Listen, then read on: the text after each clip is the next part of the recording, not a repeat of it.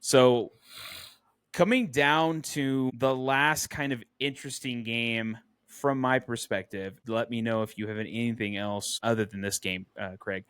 But I'm gonna kind of bring up the Broncos, and yes, I'm gonna bring up the Broncos and the Giants. Do you know what's going on with all this, or maybe I'm the only one who has kind of really dived deep into this? No, I haven't really heard it. I remember you said something right before we logged on, and this is new to me. This is a fascinating ordeal. This all started with a comment made during some press stuff leading up to this game. So practice stuff, kind of what they do when they get on a podium. They talk about what they think, what they're expecting, how practice has been going, so on and so forth. It's kind of a big week for the Broncos. They're honoring the Super Bowl 50. It's kind of a big deal. They're having a lot of the people here. With Demaryius Thomas, we're coming up on where they're going to actually put him into the Ring of Honor thing that's at the very front of the stadium. There's a lot of like statues and things like that out there. He is getting one. And then they're also doing a retirement in the Raptors kind of thing where they put the number up, kind of like how Terrell Davis has his, and also John Elway and many other players. So it's a big deal. It's a big weekend for them.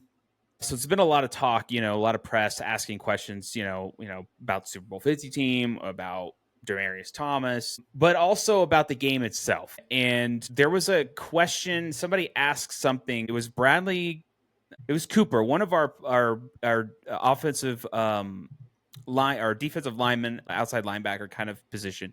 He's opposite of Nick Bonito. And so one of the questions that were asked to him in one of these interviews was about Scadaboo and Dart, and just kind of how they've been, interacting and running around, and Scadaboo's acting insane, and there's gold chains being shown, and a lot of hoopla kind of noise, right? They asked him about that, and then particularly about like how Dart likes to be mobile, create plays and things like that. And what Cooper ended up saying was, it's kind of not verbatim for the quote, but he was like, "Oh yeah, it's a lot of noise. We know how to handle mobile quarterbacks. We played many mobile quarterbacks in multiple games, that kind of thing." After that, then you just started open up the flood work of Giants fans now are all over social media, just completely attacking Bronco fans. Bronco fans are attacking Giants fans. And I'd never seen this kind of thing before. It's kind of getting to a point where you have actual New York Giants media writers getting in on all this. And I'm going, okay, here we go. Here we go. I don't know what's going on, but then you have Nick Bonito talking about delusional fan base, all this stuff, then deletes a tweet. All that kind of stuff. There's a lot of noise. And I'm going, where did any of this come from? We're not rivals with you. We rarely play you. Occasionally there's a year or two where we don't, or where we, it's like the Cowboys. We don't play all the time.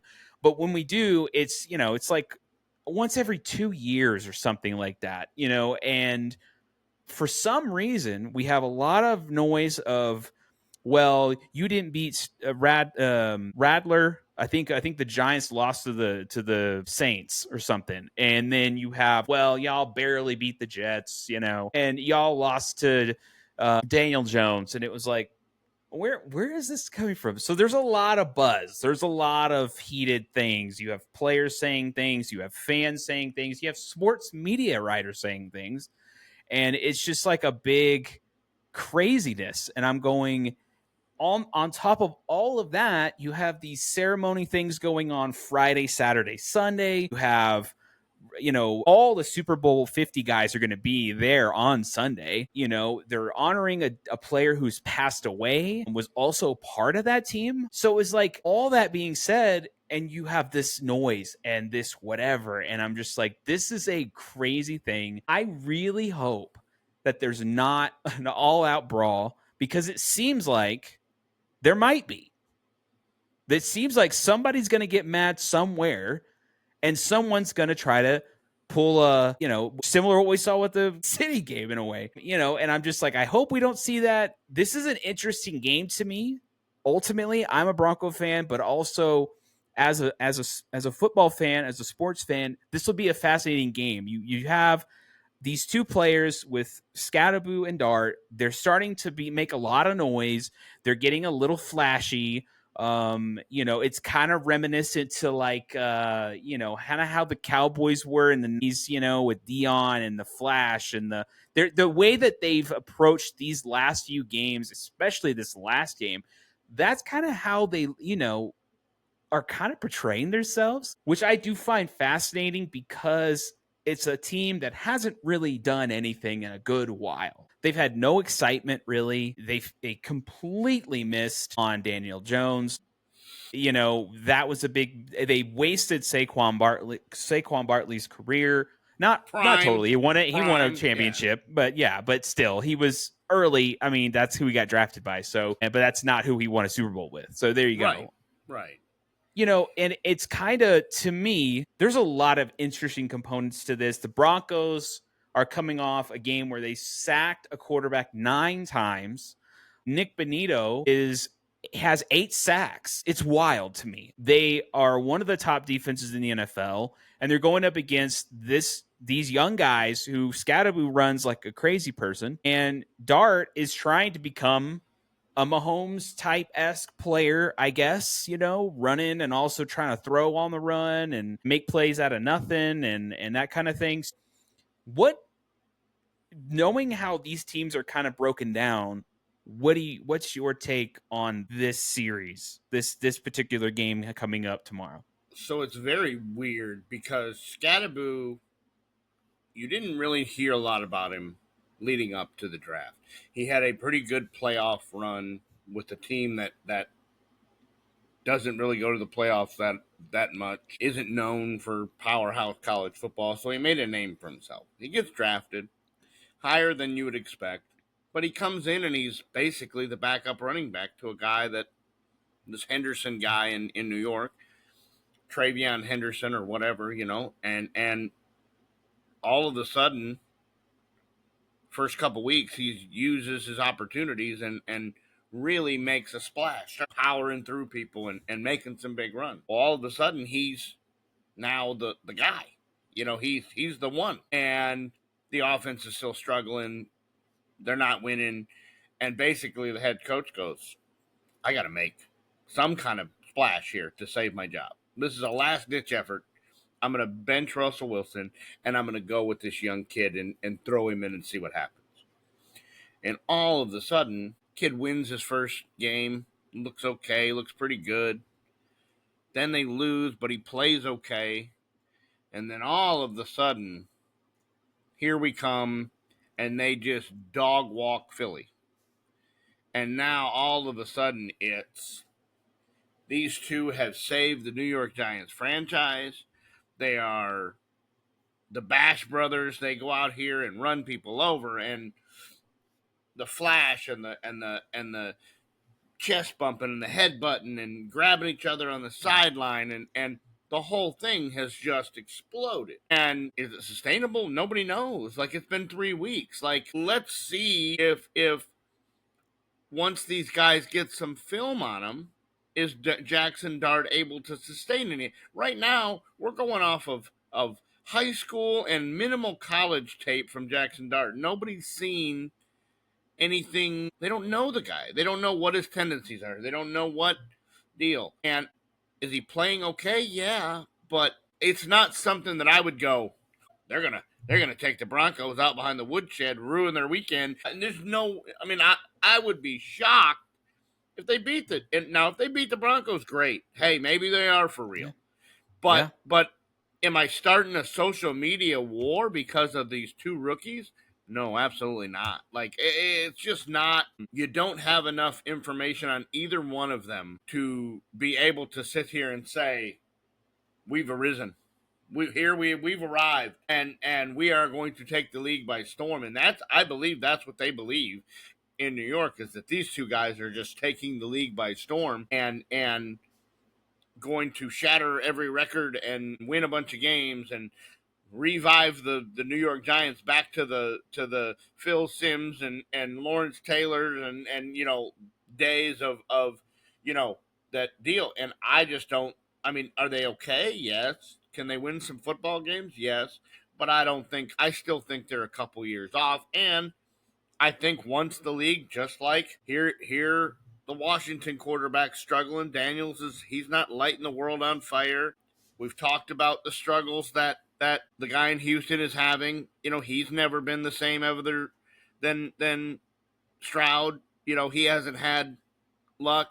So once people start to see, listen, Scadaboo's great, but are you going to be able to run through people like that for a long time? No, you're not. That's not a sustainable. You better start avoiding some tackles unless you're going to have a 2-year career or a 3-year career and just leave it on the line and be done.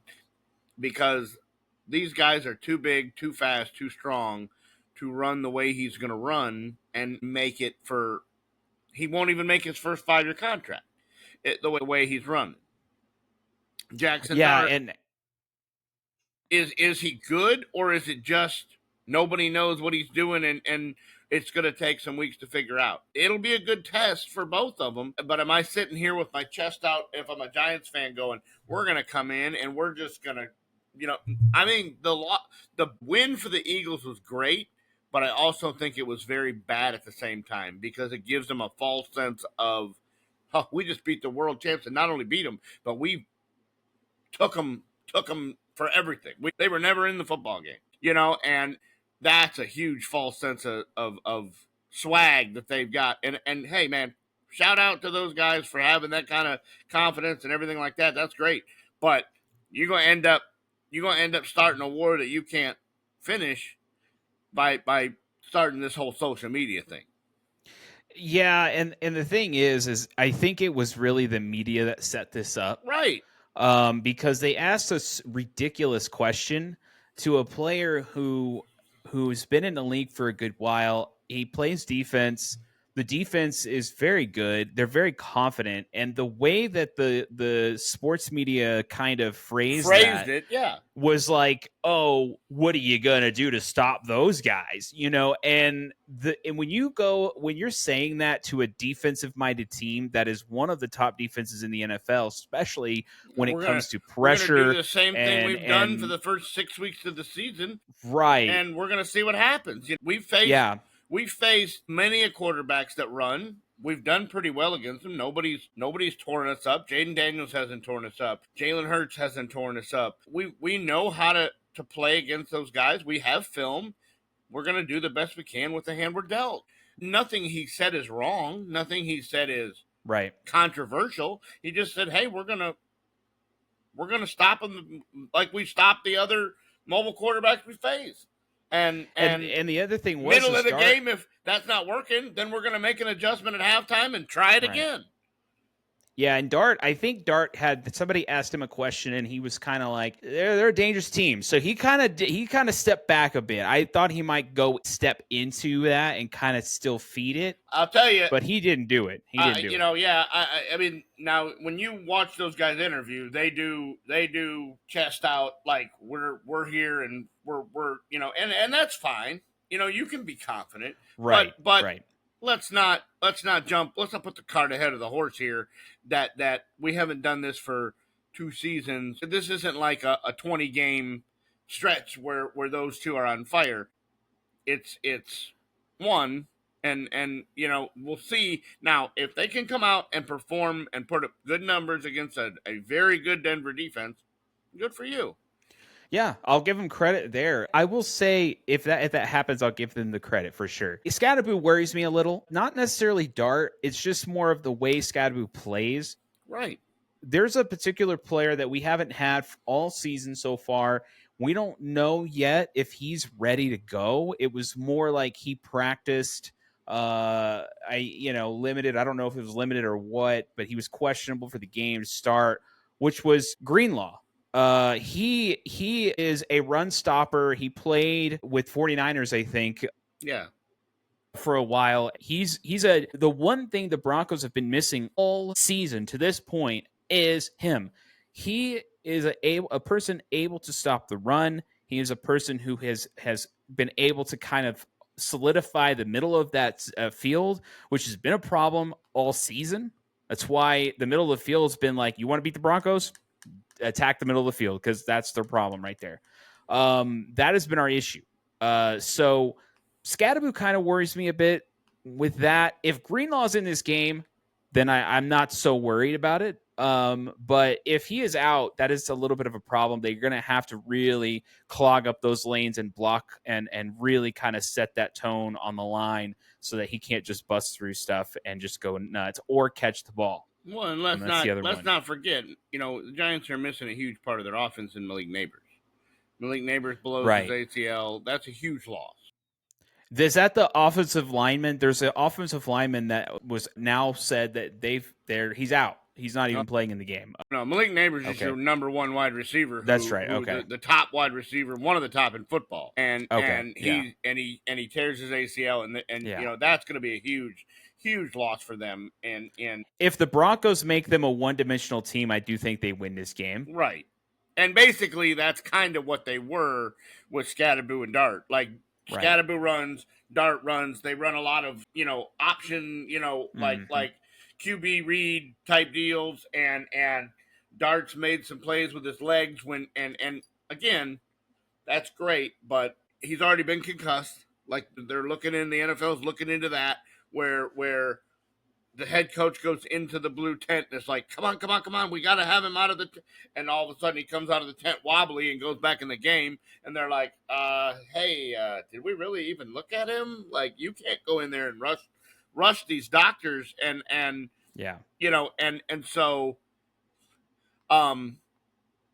Dart's going to need to learn to slow it down and not run it first he basically reads once and goes, that's not there, I'm taking off. Well, that's great, but you're going to end up back in that blue tent for good, like Tua. If you and like we saw Tua, he gets miraculously cleared when he's clearly out here deal, and the next week he's taken off on a stretcher. So I hope that that's not the case with Dart, that he's still having some symptoms of this and they're overlooking them, and he goes out and gets really hurt in a game against a very fast and strong defense. Yeah, and the other thing too is I can't remember the guy's name. I read about it. That's probably why I was mixing names up. But there was an starting offensive lineman that is out of this game. Yeah. That's a problem. Yeah. If you guys are starting to lose offensive linemen going up against the best pass rush in the NFL right now, because that's kind of what they are. They lead the league in sacks. Yeah, and Dart's not one to sit there and hold in and wait it out. He's first sign of trouble, he's bailing ship. So I think you're going to see a lot of that. I think you're going to see a lot of Dart. Yeah, I'm leaving. And I think also Vance Joseph's going to dial it up a little. Absolutely. We'll see right off the bat if he wants to do it right off the jump, or we're going to just see what's him. There's going to be a lot of confusion and a lot of changing of the way. Oh, we're going to run. Oh, no, we're not. We're going to, and I think that's going to be designed. And also the way that the Broncos sack quarterbacks is very interesting. You'll have guys that are kind of crisscrossing in a way, and it causes the offensive lineman to go this guy instead of that. And then all of a sudden you got, Benito running freely, or you have, Ofangu running freely, and or even Cooper. But in that game against the Jets, a lot of that was we were pushing the offensive lineman into the quarterback.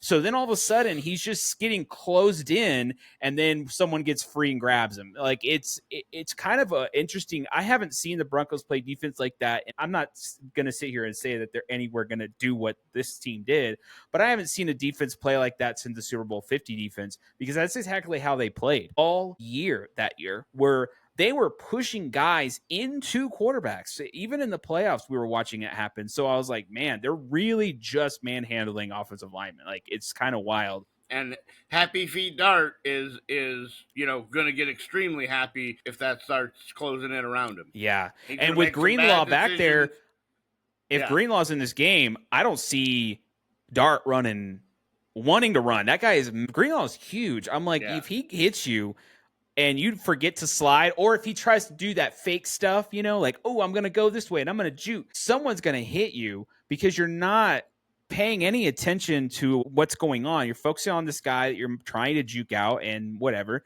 But like, this is going to be a crazy game. I'm very excited for this game. It's going to be fascinating. It could go either way. The one thing that I'm really kind of focused on for the Broncos side is going to be the offense. We got to kind of keep up tempo and keep it going. I'd love to see this offense just stop making weird plays where you're pitching out to a guy 5 yards behind the line of scrimmage, and now he's trying to, make a play to get to the line of scrimmage and some. So that kind of stuff, there's some weird play calls like that. I don't know what's going on with that, but we definitely need to see an up tempo. I expect Sutton to have an interesting game. Sutton was one of the last players, if not the only player on this team that did play with Demaryius Thomas. So they're honoring him in this game.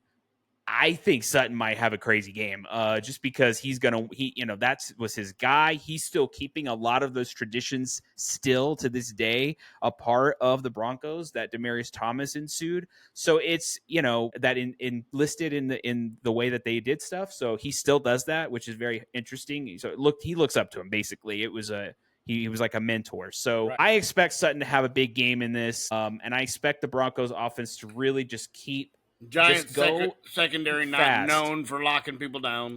Right. And the Broncos secondary is pretty good. I Yeah. mean, you got PS2 on one end. You have the new rookie is starting to kind of come in on his own as well. So it's going to be an interesting game. I think this might be a touchdown game. I'm always kind of like hesitant to say we're going to blow this team out, because anytime I've thought that, any given somehow Sunday, it's close. Right.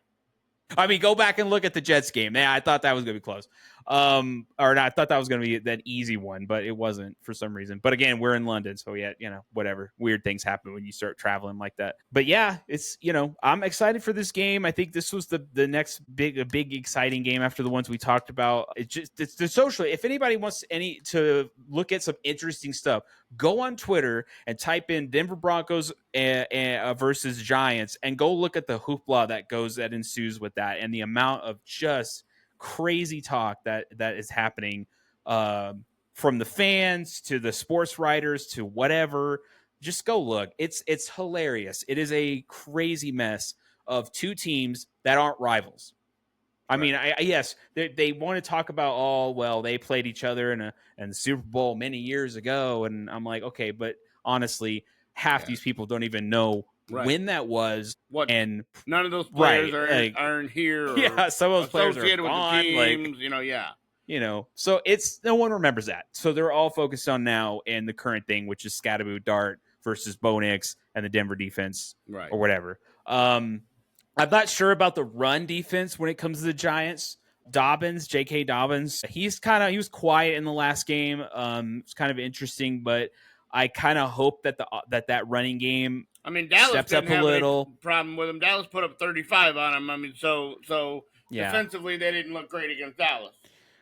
Yeah, so we'll see. I kind of hope the running game takes off. I think that's important because that will set up the whole Bo Nix thing. And honestly, as I say this almost every time, clean football, please. We are in a league where everybody except the Kansas City Chiefs get flagged, so anybody and their dog is getting flagged. Even if you look at a player in a way that is even problematic, you get flagged, I guess. I'm joking at that, but I'm saying the league is just throwing flags all over the place. So my hope for this game is clean football. The Broncos have been flagged a lot this year, so we'll see. It's going to be interesting. But I do have Broncos slightly winning this game, and it's not because I'm a Bronco fan. It's because I just think the defense is very good, and they can at least limit Dart. And I think Scadaboo, even if Scadaboo had a game, I think the Broncos could, as long as they could just limit